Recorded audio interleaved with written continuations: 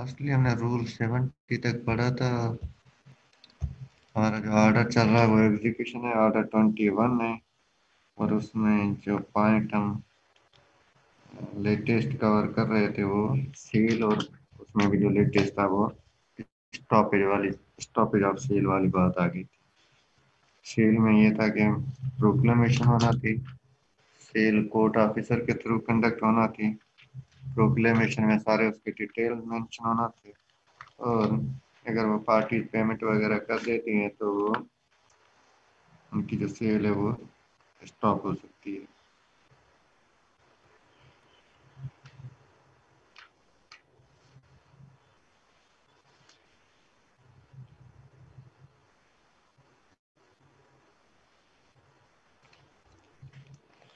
अब एक तो ऑप्शन या एक तो सिचुएशन ये थी कि पार्टी ने पेमेंट कर दी, सेल स्टॉप हो गई। अब सेल तक मतलब ये समझे कैंसिल होगी, नहीं होगी सेल, क्योंकि पैसे पे कर दिए गए, डिक्री एग्जीक्यूट हो चुकी है। अब दूसरी इसकी सिचुएशन ये है कि सेल हो गई और उस सेल में पार्टी ने जो सब्जेक्ट ऑफ द सेल थी, मसलन जमीन थी या जो भी मूवेबल प्रॉपर्टी थी या मूवेबल प्रॉपर्टी, पार्टी ने बिड दी, बिड सक्सेसफुल रही, डिक्लेयर हो गई, और लेटर ऑन उसने डिफॉल्ट कर दिया, उसने परचेजर ने डिफॉल्ट कर दिया। तो अब क्या हो गया? रूल 71 बताता है defaulting purchaser answerable for loss on resale. Any deficiency of price which may happen on a resale by reason of purchase is default. अब ये है कि परचेजर ने डिफॉल्ट किया तो ऑब्वियसली डिक्री के एग्जीक्यूशन के लिए उस सब्जेक्ट मैटर की रीसेल होगी। और उसमें ऐसा भी हो सकता है कि ये जो परचेजर था जिसने डिफॉल्ट किया, मसलन इसने वो प्रॉपर्टी की बिड दी 10 लाख की, और अब जो रीसेल कंडक्ट हुई तो उसमें बिड लगी है 9 लाख की, 1 लाख का डिफरेंस आ गया।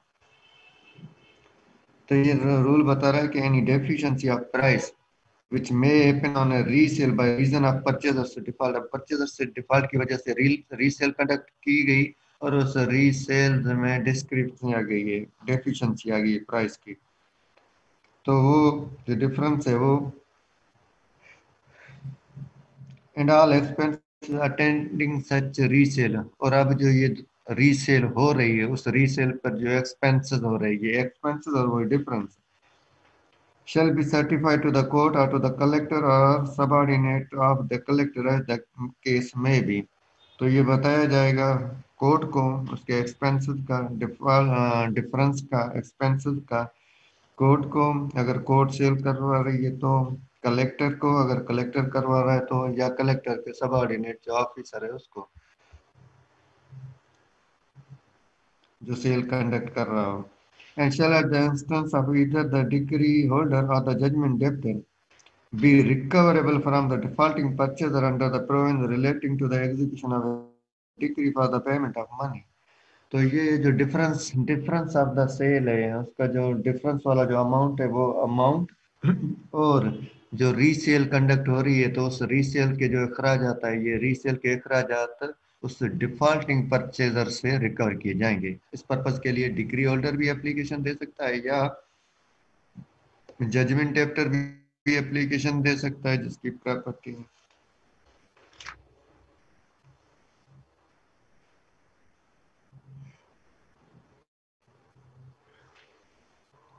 ये प्रॉपर्टी ऑक्शन होती है तो इस बात का इम्कान भी होता है कि वो औने पौने दामों में जाएगी, और जब औने पौने दामों में जाए मीन्स सस्ती सेल हो, क्योंकि उसमें जो सेल करने वाली पार्टीज है उनको इतना या इस बात में इंटरेस्ट नहीं होता कि इसकी ज्यादा प्राइस लगे।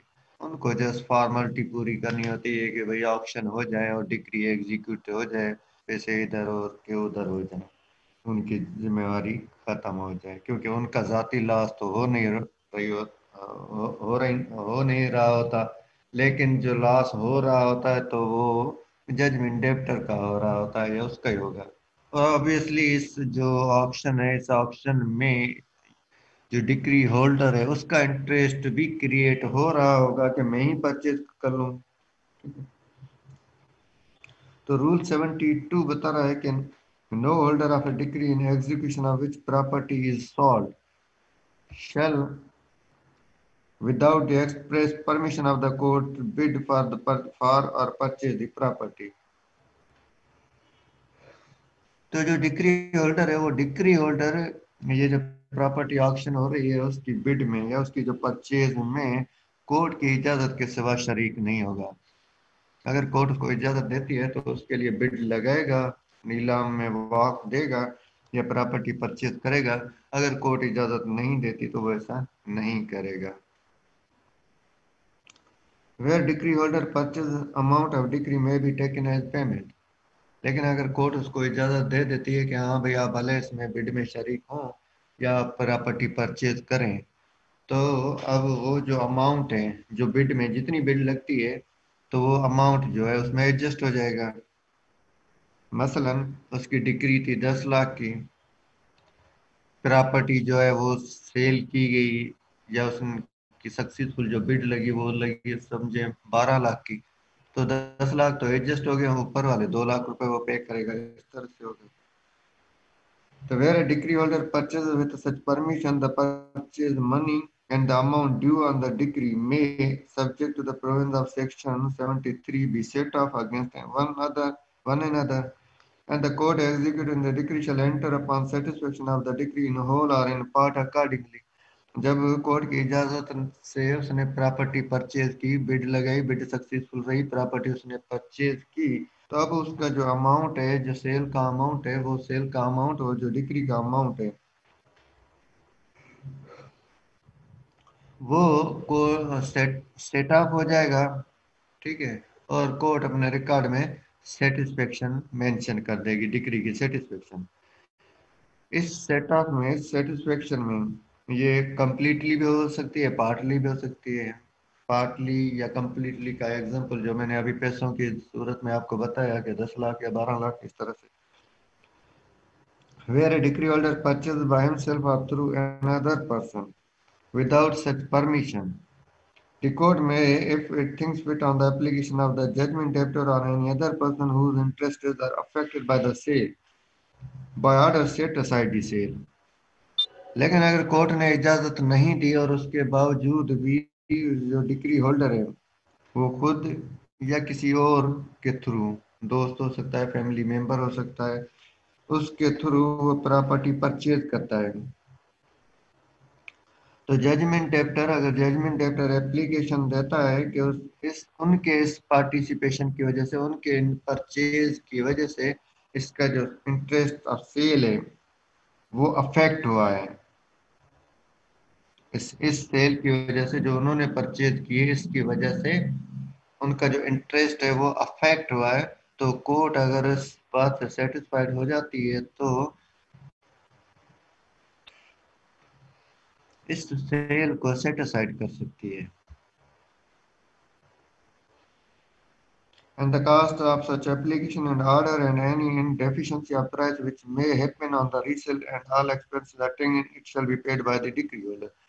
और ऐसी सूरत में ये जो सारे अखराजात है और जो रीसेल रीसेल के अखराजात और जो डिफरेंस आता है प्राइस में, वो सारा रिकवर किया जाएगा डिक्री होल्डर से।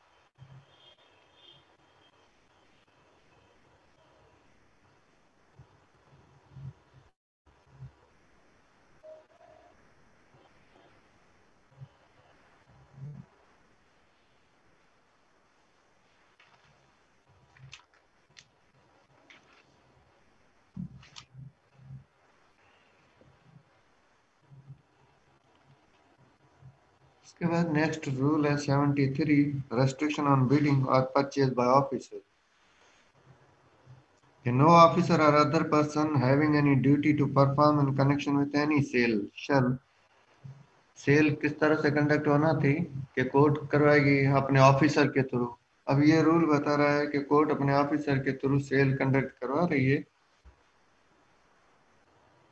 तो कोर्ट का ऑफिसर या वो जो सेल कर रहा है, ये इस अटैच प्रॉपर्टी की, वो डायरेक्टली या इनडायरेक्टली इसमें पार्टिसिपेट नहीं करेगा, इसकी बिल्ड, इसकी परचेज में। either directly or indirectly bid or acquire to attempt to acquire any interest in the property sold. No officer or other person having any duty to perform in connection with any sale. कोई भी officer या कोई और शख्स जिसकी duty थी इस cell में सेल कंडक्ट करवाने के हवाले से वो डायरेक्टली या इनडायरेक्टली तौर पर इस प्रॉपर्टी को अक्वायर नहीं करेंगे, बिड नहीं लगाएंगे या अक्वायर करने की कोशिश नहीं करेंगे.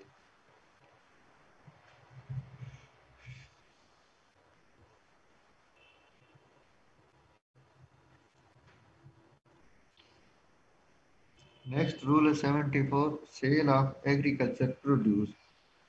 Where the property to be sold is agricultural produce, the sale shall be held if such produce is a growing crop on or near the land on which such crop has grown. तो जो property sell out करना है वो अगर agriculture produce है, ज़रूरी पैदावार है, तो सेल किस तरह से होगी? If such produce is a growing crop, वो ग्रोइंग क्रॉप है, अभी मतलब लैंड के साथ, जमीन के साथ कनेक्टेड है, ग्रो कर रहा है, तो उस पर उस जगह के नजदीक ऑन और near the land on which such crop has grown, तो उस जमीन पर या उस जमीन के नजदीक जहाँ पे वो क्रॉप ग्रो कर रहा है वहां सेल कंडक्ट की जाएगी. If such produce has been cut और गैदर्ड, लेकिन अगर वो जो प्रोडक्शन है, वो जो पैदावार है, वो कट कर दी गई है और जमा कर दी गई है, मसलन गंदम है, ठीक है, कटाई करके उसको जमा कर दिया गया है, तो at or near threshing floor or place for trading out grain or the like or fodder stick on or which in which it is deposited. तो उस कट और गैदर क्रॉप की जो सेल है वो उस जगह पर या उस जगह के नजदीक जहाँ उनकी थ्रेशिंग हो रही है, जहाँ उनको अलग किया जा रहा है या जहाँ उनको जमा किया जा रहा है, तो उस जगह पे इनकी सेल कंडक्ट की जाएगी. Provided that the court may direct the sale to be held at the nearest place of public resort, if it is of opinion that the produce is thereby likely to sell to greater advantage. अगर proviso में बताया गया है कि अगर court समझती है कि किसी और जगह सेल कंडक्ट करवाने से उसको उसमें ज्यादा प्राइस मिल सकती है, ठीक है ना, तो ऐसी सूरत में कोर्ट ऑर्डर कर सकती है कि ये कहीं पब्लिक रिजॉर्ट की जगह पर या उसके नजदीक जो है वो सेल कंडक्ट की जाए.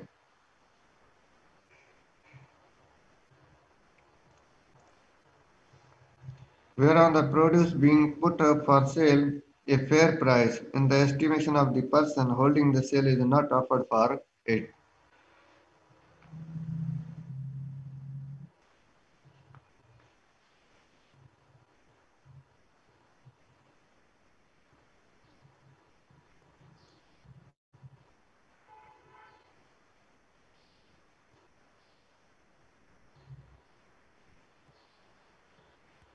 अगर जो प्रोड्यूस है, पैदावार है, जो ज़रूरी पैदावार की बात हो रही है, जो ज़रूरी पैदावार है वो सेल आउट की जा रही है, तो उसकी जो मुनासिब प्राइस एक एस्टिमेटेड बिल लगाई जाती है ना स्टार्टिंग से, तो रूल 74 का सब रूल 2 बता रहा है कि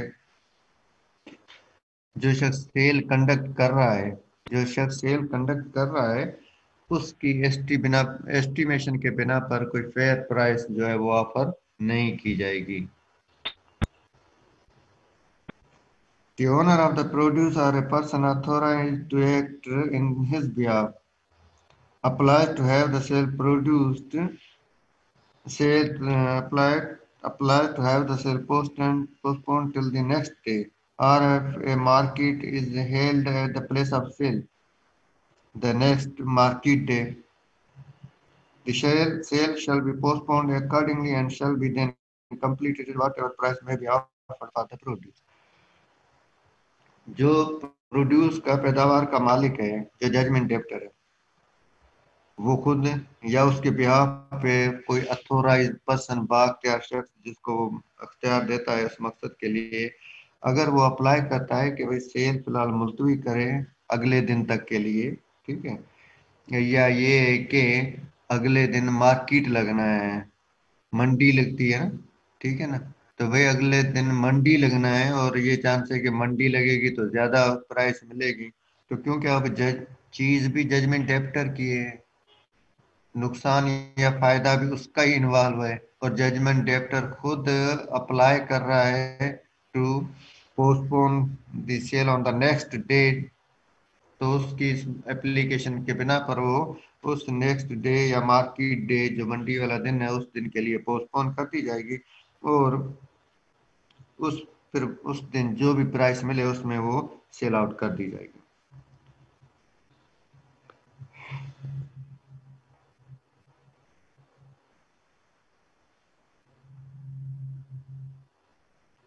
रूल 75 बता रहा है special provision relating to growing crops, where the property to be sold is a growing crop and the crop from it is nature admits of being stored but has not yet been stored. The day of the sale shall be so fixed as to admit of its being made ready for storing before the arrival of such day, and the sale shall not be held until the crop has been cut or gathered and is ready for storing.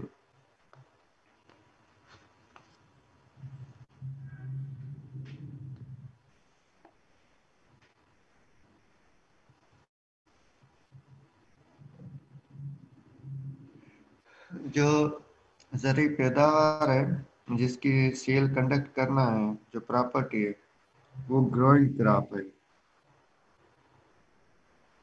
और जो crop nature of the crop है वो इस तरह की है कि उसको स्टोर किया जा सकता है, लेकिन अभी तक वो स्टोर नहीं की गई क्योंकि अभी वो ग्रोइंग में, प्रोसेस में है। तो जो सेल की जो तारीख हो इस तरह से फिक्स की जाएगी, इस तरह से फिक्स की जाएगी कि वो फसल रेडी हो जाए, उसकी कटाई हो जाए और उसको स्टोर कर दिया जाए, ठीक है। Where the crop from its nature does not admit of being stored, it may be sold before it is cut and gathered. लेकिन अगर उसकी नेचर इस तरह से है कि उसको स्टोर नहीं किया जा सकता है, तो ऐसी सूरत में वो कटाई से पहले भी, कटाई और जमा करने से, कटाई करके जमा की जाती है, उससे पहले ही वो सेल की जा सकती है। And the purchaser shall be entitled to enter on the land and to do all that is necessary for the purpose of tending and cutting or gathering it. तो उसके बाद जो परचेजर है, वो परचेजर, क्योंकि सेल जो conduct की गई वो कटाई से पहले की गई, क्योंकि वो स्टोर नहीं की जा सकती। तो लिहाजा अब उसके बाद जो परचेजर है, वो ने परचेजर का ये राइट होगा कि वो उस जमीन पे आए और उस फसल की कटाई, जमा करने और ले जाने के हवाले से जो भी इंतजाम वगैरह है वो करे। मसलन सब्जी है, टमाटर है, प्याज है, आलू है, या इस तरह के कोई और आइटम्स जो कि स्टोर नहीं किए जा सकते हैं, ठीक है ना। तो ऐसी सूरत में वो बिफोर कट जो है उनकी सेल कंडक्ट की जा सकती है, और सेल हो जाने के बाद उस परचेजर का ये राइट है कि उस जमीन पे आए और उस फसल की कटाई और उसको ले जाने, जमा करने के हवाले से इंतजाम करे।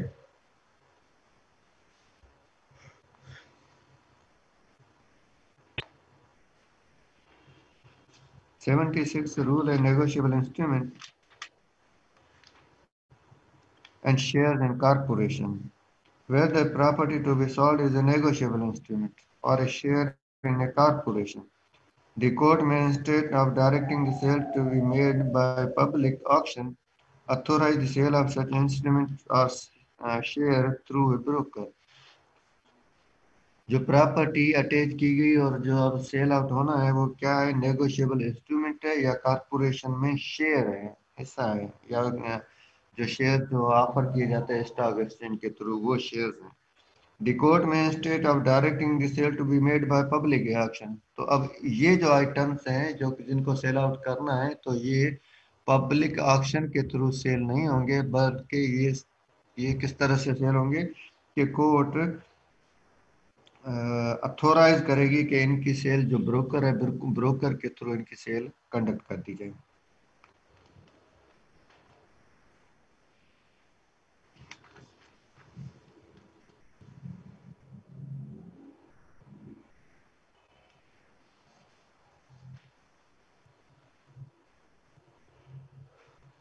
जस्ट 1 मिनट होल्ड करें, मैं पानी पी लूं।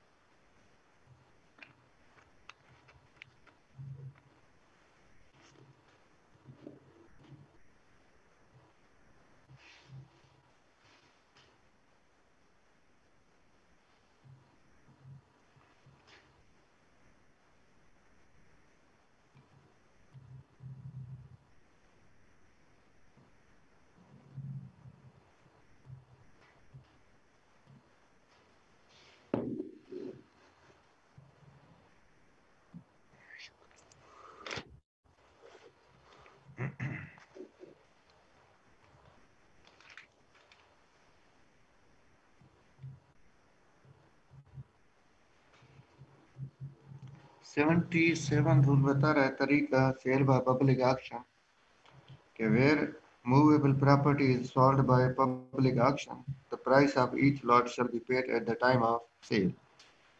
जो प्रॉपर्टी अटैच करके जो सेल आउट की गई है वो मूवेबल प्रॉपर्टी है और वो लॉट्स की सूरत में है। लॉट्स की सूरत में मसलन ये पिछली क्लास में भी डिस्कस किया गया था कि मसलन कुछ इलेक्ट्रॉनिक्स आइटम्स हैं, मसलन फर्नीचर है, तो हर एक की नेचर डिफरेंट है, इलेक्ट्रॉनिक आइटम्स डिफरेंट है, जो फर्नीचर है वो डिफरेंट है। तो इस तरह से और भी कोई आइटम जो कि लाट की सूरत में है, मसलन फ्रूट का जो आइटम है वो डिफरेंट लाट है, सब्जी का आइटम डिफरेंट लाट है, तो दोनों को मिक्स करके तो नहीं सेल आउट किया जा सकता ना। तो इस तरह अब ये रूल बता रहा है कि जो लाट, क्योंकि मूवेबल प्रॉपर्टी है, तो जो लाट सेल होती जाएगी ऑक्शन में वो पैसे उस सही वक्त पे अदा करना होंगे। Where movable property is sold by public auction, the price of each lot shall be paid at the time of sale, or as soon after as the officer or other person holding the sale directs. या तो फौरी तौर पर cell होते ही वो payment करना होगा, या एज सुन एज जो डायरेक्टर, जो पर्सन सेल कर रहा है, कंडक्ट कर रहा है, वो डायरेक्ट करता है कि भाई शाम तक, घंटे के बाद या कल तक पेमेंट कर दें, तो उसकी डायरेक्शन के मुताबिक वो पेमेंट कर दी जाएगी। And in default of payment the property shall forthwith be resold. और अगर वो पेमेंट नहीं करता तो वो प्रॉपर्टी जो है इमीडिएटली फोर्थविथ जो है वो रीसेल कर दी जाएगी। On payment of the purchase money, the officer or other person holding the sale shall grant a receipt for the same and the sale shall become absolute. और अगर सेल कंडक्ट की, purchaser ने purchase की कोई लाट, पैसे अदा कर दिए, जो ऑफिसर ऑफ द कोर्ट है उसने उसकी रिसीप्ट भी दे दी, तो ये जो सेल है ये सेल कंप्लीट हो जाएगी, सेल सेल कंप्लीट हो जाएगी। ठीक है।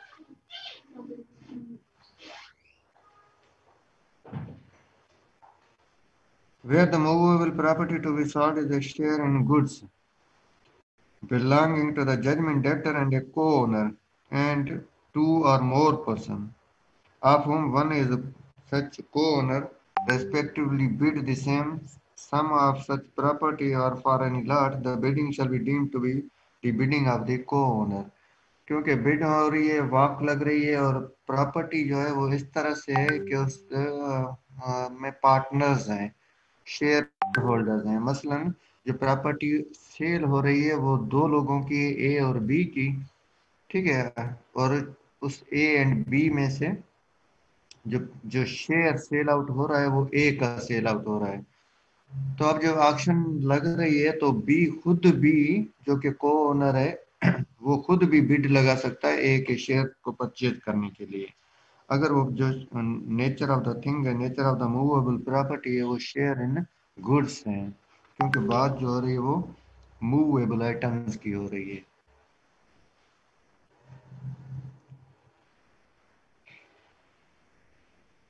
जस्ट लास्ट रूल 78 को कंप्लीट करके हम स्टॉप करेंगे, हमारा टाइम भी एक्सपायर हो रहा है क्लास का टाइम। लास्ट रूल है 78, irregularity not to vice chancellor but any person injured may sue. No irregularity in publishing or conducting the sale of movable property shall vitiate the sale. Irregularity का मतलब है बेकायदगी, बेज़ाब्तगी। बेज़ाब्तगी या बेकायदगी का मतलब गैर कानूनी नहीं है। ठीक है, मसलन मेरी क्लास आपके मेरा सब्जेक्ट आपकी क्लास में आज शेड्यूल था 10:30 बजे। मैंने आपकी क्लास ली फॉर एग्जांपल 9 बजे, या मैंने आपकी क्लास ली 11 बजे या 12 बजे। तो हालांकि ये बेइज्जती है, मतलब रूल से थोड़ा हटके है, लेकिन गैर कानूनी नहीं है। ठीक है, तो इसको कहा जाता है इरेगुलरिटी। तो ये अब बता रहा है रूल के जो इरेगुलरिटी हुई है किसमें, पब्लिशिंग में, और जो सेल कंडक्ट की गई है उसमें। तो इसके नतीजे में, इस जस्ट इरेगुलरिटी के नतीजे में जो सेल है वो नल एंड वाइड नहीं होगी, उस पर कोई उसका नेगेटिव इफेक्ट नहीं होगा। But any person sustaining an injury by reason of such irregularity at the hand of any other person may institute a suit against him for compensation. लेकिन अगर कोई शख्स जो कि इसकी वजह से, इस इरेगुलरिटी की वजह से उसको नुकसान हुआ है, ठीक है, तो वो इस नुकसान के हवाले से सूट दाखिल कर सकता है। जिस शख्स के हाथों, जिसने इरेगुलरिटी कंडक्ट की और जिसकी वजह से उसको नुकसान हुआ, तो ये सूट दाखिल कर सकता है। Or if such other person is the purchaser for the recovery of the specific property and for compensation in default of such recovery. और वो शख्स जिसके खिलाफ वो सूट दाखिल कर रहा है वो खुद परचेजर है। तो परचेजर के खिलाफ सूट दाखिल करते हुए उसमें वो ये प्ली ले सकता है कि ये जो प्रॉपर्टी है वो उसको रिटर्न की जाए और कंपेंसेशन पे किया जाए। And for compensation in default of such recovery, अगर उससे वो प्रॉपर्टी रिकवर नहीं होती तो उसको कंपेंसेशन पे किया जाए। हम यहाँ पे स्टॉप करेंगे, आपका कुछ सवाल हो तो आप पूछिए। जिसका सवाल वो खुद को अनम्यूट करे और सवाल पूछे।